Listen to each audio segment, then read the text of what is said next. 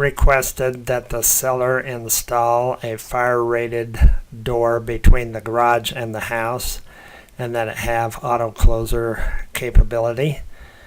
The door that's there is actually a solid core door, and the doors that are fire rated at Home Depot are only 20 minutes, and that solid core door is probably adequate. At least it met the code in 1994 when the house was built.